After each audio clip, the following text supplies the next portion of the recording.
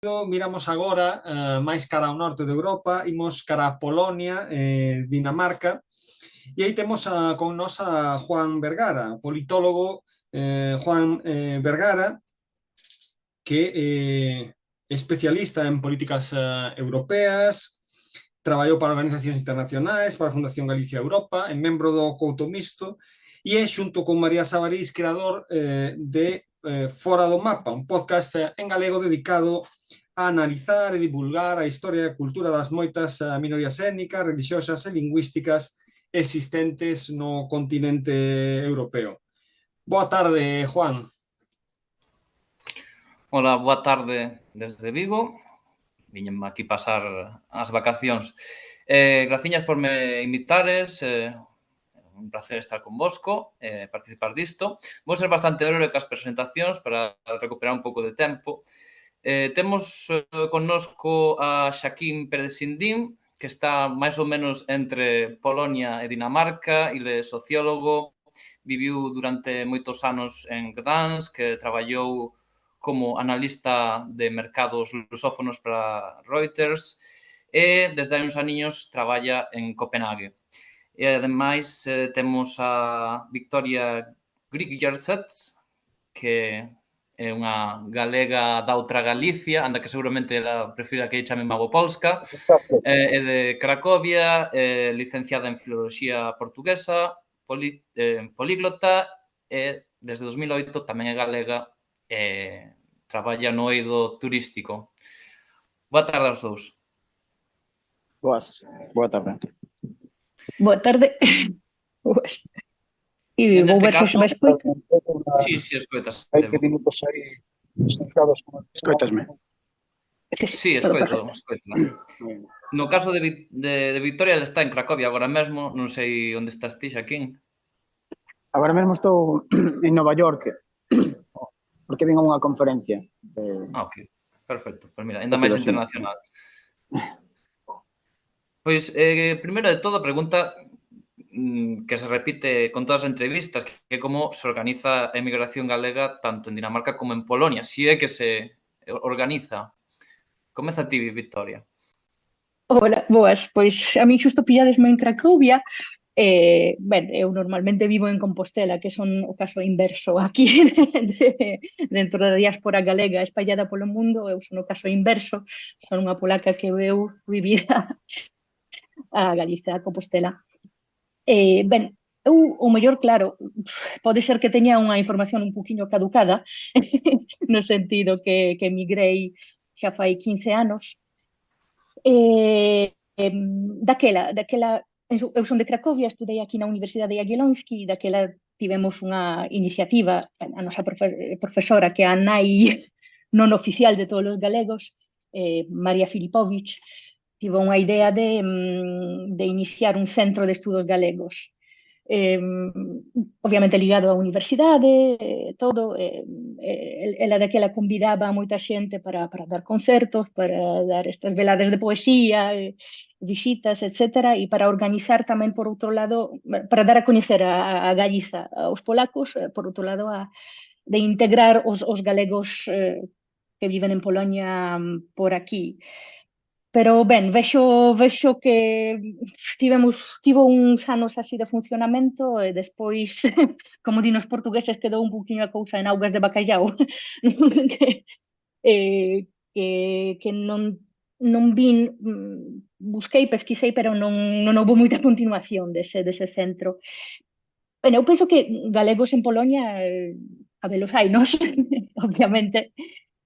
Que pasa que se organizan sería unha cousa máis informal, que un poquinho como outros participantes xa falaron, que moitas veces están nunha comunidade así máis xenérica de toda España que propiamente galegos en sí.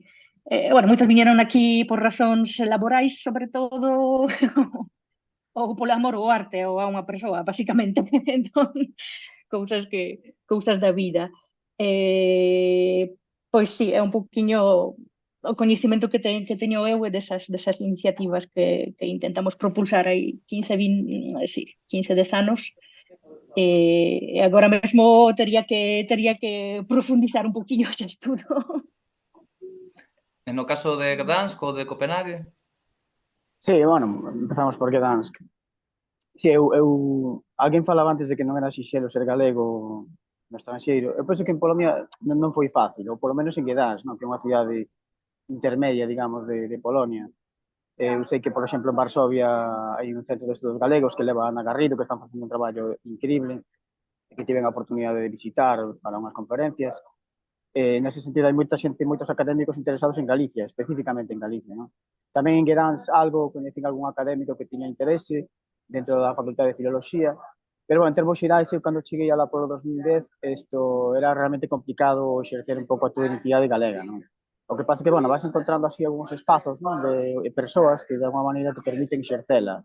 E en concreto, por exemplo, bueno, aparte de que coñeces algún galego así, non moitos en Gdansk, pero, por exemplo, Susana Alegre Raso, que é unha música e compositora galega, que leva muitísimos anos, máis dos que eu, e pois xente, bueno, pois xente está ali para a súa parella, eu tamén me movín pola miña parella, e despois hai certo que no tema laboral eu, bueno, conseguín traballar na multinacional Reuters, tiña unha vacante para analizar os mercados portugueses, entón vino que, bueno, o galego nese caso tamén tiña estudado algo de portugués anteriormente.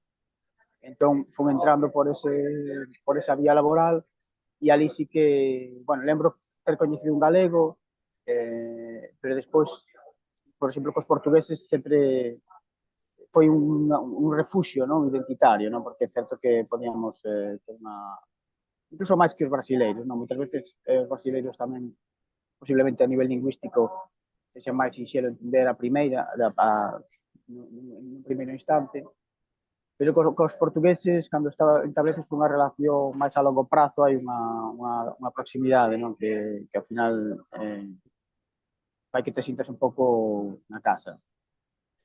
Así, organizacións formais en Gdansk, nada, non máis alá de encontros con amigos e demais. Despois tamén quero dicir que a galeguidade non é só esa fraternidade entre galegos ou con catalás, no? Por eso de sentirnos parte de unha nación sin Estado e demais. Pero tamén eu penso que hai unha afinidade, non, con todas aquelas nacións en Estado que de alguma maneira, o sea, o que nos une é o galego, sí, pero tamén o feito de falar unha lingua que está dominada. Outro día, por exemplo, na conferencia esta que estou asistindo, coñeci unha rapaza rusa que era dunha das rexións de Rusia, Komi, que eles teñen tamén a súa propia lingua e a trayectoria desa lingua é moi similar ao galego. Ela me contaba que a súa avoa falaba Komi, os seus pais xa non puderon falar debido a prohibición que houve durante a Unión Soviética e que ela retomaba outra vez o idioma da súa avoa. Non? Entón, ao final, iso fai tamén sentir esa galeguidade dunha forma diferente. Non? É como que sintes que formas parte dunha comunidade de persoas que viven en rexións que están sendo dominadas lingüísticamente, algo así. E iso en canto a Gdansk. Despois, en Copenhague, sí que tiven a oportunidade de entrar a colaborar dunha forma máis formal como académicos. De feito, organizamos un evento sobre Galicia, a lingua galega, invitamos a Marilar Aleixandre, a Enrique Monteagudo, foron a presentar os seus libros, As malas mulleres e o libro sobre o galego de Enrique, e fixemos a proxección das bestas, e a verdade é que despertou moito interese, a sala do cinema estaba chea, e faime pensar que realmente hai un interese oculto, non, por descubrir Galicia máis alá dos estereotipos que pode... É dicir, a imaxe de Galicia está moi intermediada, non, pola imaxe de España, non?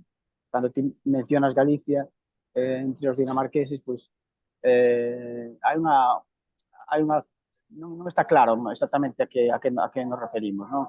Faz unha referencia ao Camiño de Santiago, sin dúbida alguna é o gran icono da cultura galega, dá igual onde vayas, aquí en Estados Unidos, en Europa é o gran referente. Se queres decir de onde eres, dices, eu son do final do Camiño de Santiago, e xa te sitúan automáticamente. Pero máis alá deso, en Dinamarca existe unha imaxe moi difusa de Galicia, e posiblemente porque está intermediado pola imaxe de España, e hasta certo punto chama a atención como algúns estereotipos que existen en Galicia son reproducidos por estranxeiros debido a esa intermediación, ¿no? O cal é algo que ao final te obliga un pouco a deconstruir, ¿no? Asocian a Galicia a ruralidade, cando realmente Galicia, bueno, é unha zona eminentemente urbana a día de hoxe, non? Entón, quero dicir que esos son aspectos que son batallas que hai que ir lidiando, non? Construir a nosa propia identidade a nivel global máis alá do que marcan os imaginarios colectivos a nivel español. E, bueno, xa para finalizar, si é certo que en Copenhague temos un pequeno grupiño de pais con crianzas, con crianzas, xuntámonos cada 2 meses ou así, bueno, xuntámonos para facer un picnic, de botar a tarde. Sí. É unha actividade ben informal, pero seguro que é moi Sí. proveitosa. E xa introduciches tú máis ou menos o tema do Camiño de Santiago e de como é recoñecida Galicia no estranxeiro. Penso que niso é especialista Victoria porque dedicas a iso profesionalmente. Penso que en Polonia o Camiño é, digamos, a gran carta de presentación para a gran maioría dos polacos. Justamente, porque, claro, para introducir ese tema da outra Galiza, que, bueno, eu ás veces abuso desta broma, desta piada de que son dobremente galega, porque veño dunha Galicia centroeuropea, polaco-ucraína, e fun a Galiza ibérica. Pero ben, allí, digamos que fora desta anécdota, os polacos non saben moito sobre o que son os galegos, porque, claro, como dicía Xaquín, está todo moi tapado pola propia cultura española, que a xente aquí non ve esa diversidade cultural interna do Estado español, non? Entón, a carta de presentación máis sinxela é o Camiño de Santiago, e mencionar moitas veces alguén sabe, pregúntame, porque ti vives en España, eu digo, ben, xa vivo en Santiago, ali ao final do camiño, e entón sí que me sitúan, porque senón a imaxe que teñen de min é que vivo eternamente nunha praia de Marbella, ou que sei. Claro, no caso de Polonia sí que o Camiño de Santiago é un tema bastante sinxelo, porque falando destas semellanzas galegas e polacas, temos este elemento, digamos, católico folclórico que sí, que está presente aínda nas nosas culturas, non? Entón, a xente sabe xa ubicar máis no mapa, sabe máis cousas, todos teñen esa especie de soño, que me gustaría algunha vez na miña vida facer o camiño. Entón, é máis fácil explicar o que é Galicia, que, bueno, por un lado teño uns sentimentos ás veces agridoces, porque gustaríame que se soubera algo máis, pero casi todo se limita a este aspecto.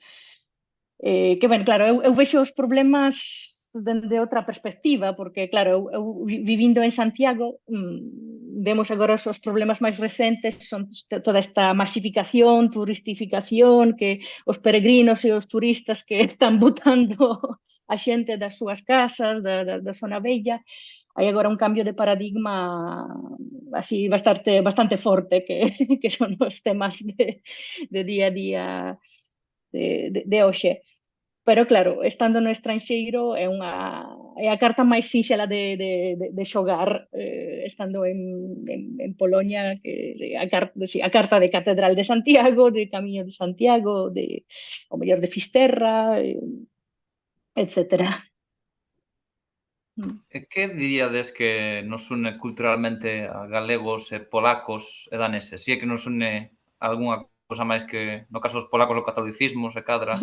Sí, este folclore, algo de ás veces estas festas gastronómicas xuntanse as familiares, esa forma de ser no día a día, esa forma de ser tamén de ser no inicio bastante desconfiados, pero despois pouco a pouco abríndose máis, abrindo as casas, que eu penso, quero creer que a experiencia da maioría dos galegos que estiveron aquí, os que puideron estar na casa dunha familia polaca, que espero que tivesen esa experiencia de receptividade, de ao final estar como en casa.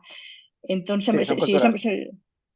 semellanzas neste sentido eu vexoas polo menos na miña adaptación na Galiza eu sempre digo que non tiven que adaptarme moito, sinceramente, que non me preguntan polas dificultades, eu digo, non, pero ben, Sí, non sei como ves aquí de, sí, de estou de primeira acordo, o man. sea, Aprendido os tamén, dous países teñen unha cultura católica, o sea, máis alá de que sexas practicante ou non, digamos que Sí, sí, sí. Sí, sí, a cultura é a mesma, non? sí, E as esa nuestras full a folclore. centralidade da familia, non? Ese apego á familia. Sin embargo, Mm. eso sí que foi un shock cultural que eu viví. Efectivamente, en Polonia non houve unha adaptación nese sentido, porque xa me sentía como na casa un pouco, non? Pero sí, cando vas a Dinamarca é un país protestante, non? E xa ten unha cultura, uns principios moi diferentes que se manifestan, por exemplo, a hora de comer, non? É dicir, en España, en Polonia, nos países do sur de Europa en xeral, isto, a hora de comer, hai unha fraternidade entre todos os que están na mesa, non? É moi difícil entender unha comida se non estás un pouco integrando a todo o mundo, compartindo, falando e tal. Eso en países protestantes, mesmo en Alemanha, en algunhas partes de Alemania e Dinamarca, eh, é moito máis individualista nese sentido. Eu lembro que foi un shock cultural para mí ir a hora de comer, estar sentado na mesa e a xente falaba coa persona que estaba ao lado, pero non buscaban esa integración grupal. Entón, podías estar unha hora comendo, estabas ti só ali, sin falar con ninguén. Entón, neses espazos concretos, aí sí que hai un shock cultural, non? Que, bueno, vendo desde outro punto de vista, tamén pode ser que, bueno, a xente que mellor se sinte mellor así, porque ti podes estar comendo tranquilo, non queres que non tes ganas de falar, e sinteste máis libre, non? Estás pensando nas túas cousas. É dicir, que hai que ver os dos puntos de vista, non? Pero sí que hai, obviamente, unha diferencia cultural de fondo, sí. E como credes que poderíamos mellorar a proxección ou visibilidade de Galicia tanto en Polonia como en Dinamarca? Pero eu agora eu río un pouco que Netflix está facendo un traballo curioso aí, emitindo series tipo Fariñas, Bestas, un Non sei se é a pouquinho que está mellor opción. xa, pero claro, que aí os polacos comezan pouco a pouco, bueno, non só os polacos, toda a comunidade internacional está comenzando un pouquinho a ver ese lado galego. Pero sí, sí, eu claro, eu como dicen, teño o traballo sinxelo no sentido no sentido de ter o camiño de Santiago xa coñecido e andado. Claro, o que pasa é que bota un poquinho de menos, pero sei que o problema é ese, que hai aínda moi poucos galegos a nivel percentual, non? En Polonia un pouco desas accións culturais que houbo cando eu estaba na universidade, que organizábamos sí, concertos como daquela viña Narf, Fran Pérez, que en paz descanse, ou bueno, eu coñecín unha rapaza que é pianista, Tamara Lorenzo Gabeiras. Bueno, ela chegou a vivir, de feito, tres anos en Polonia, que lembreime agora que agora, de feito, está en Alemanha, que digo que para a próxima edición temos que temos que apuntala, porque o mellor nos pode dicir tamén moitas cousas interesantes. Pero sí, a través desas pequenas accións culturais, deses pequenos concertos, sobre todo, non sei, eu vía como unha especie de apertura e posibilidade para presentar Galicia, ben, non a todos, non é unha cultura de masas, é unha cultura máis ou menos pequena, pero sí que faría falta organizar algo, reavivar algún pequeno centro galego que teña algunha iniciativa, pero claro, habría que estudar que porcentaxe de galegos dispomos en Polonia. Outro día vi un artigo dun galego que abriu un restaurante allí en Poznań, no norte de Polonia. Penso que tamén gastronómicamente pode ser é unha maneira tamén bastante sinxela de chegar á xente. O que pasa é que ali tamén hai que xogar co que a xente buscando esa cociña española de o que sei, tortilla e paella, e de meterlles aí un poquinho por debaixo o que é a cociña galega. Podería ser tamén outra idea, pero ben, obviamente canta máis xente, sí, máis sinxelo se faría a tarefa. Eu lembro unha vez que iba pola rúa, pleno inverno, todo nevado, e de repente vexo un cartel de tapas hispánicas, un bar ben pequeniño, e dixen, pues vou entrar, tiñan tapas de tortilla, tiñan lentejas, un saúdo aquí para Agustín, porque penso que todavía ten o bar, e foi como unha, non sei, foi como moi boa sensación, de sentirte como na casa, non? Entón, sí, a nivel gastronómico, sí que Galicia entra dentro desa gama máis amplia de comida española e comida do sur de Europa. Ok, pois moi interesante todo o que me comentastes. Graciñas por participardes, de verdade. Non sei se queredes engadir algo máis por a vosa parte. Sí. Bueno, Bueno, sí. primero. Sí. Sí. No, no meu caso é un pouco difícil porque justamente son un caso contrario de todos. Moi interesante. Sí. Entón, prácticamente, agora estou en Cracovia, pero doume de conta de que 15 anos de inmigración o pouco que xa, o moito que cambiaron as cousas, o pouco que controlo a actualidade de Polonia, é como unha especie, pero sí que compartillo cos demais que falades aquí, compartillo esta experiencia de estar moitos anos fora da casa, de vivir outra cultura, de adaptarme, de sentir morriña, que non temos que ser galegos para sentila. É un pouquiño ese é o meu punto de vista nese debate. Adiante. Bueno, eu quería aproveitar para, felicitar polo Día da Patria, que mañá. Tamén quería mandar un saludo a todos os conteses que están celebrando a festa da Fraga, hoxe e mañá. Por suposto, a miña familia, a miña esposa, que hai as dúas fillas, as miñas sobrinhas, o meu irmán, a miña cuñada, a toda a miña familia, primos e tíos. Felices festas da Fraga. Pois quedan saudados. Pero graciñas mil o tanto Igadi como a Deputación da Coruña. Foi un placer, foi unha Gracias, honra Igadi. colaborar con eles. Gracias polo convite a esta iniciativa. Nada, deixamos o maratón nas mans de Diego. Moitas grazas, Juan, moitas grazas tamén a todos os nosos convidados.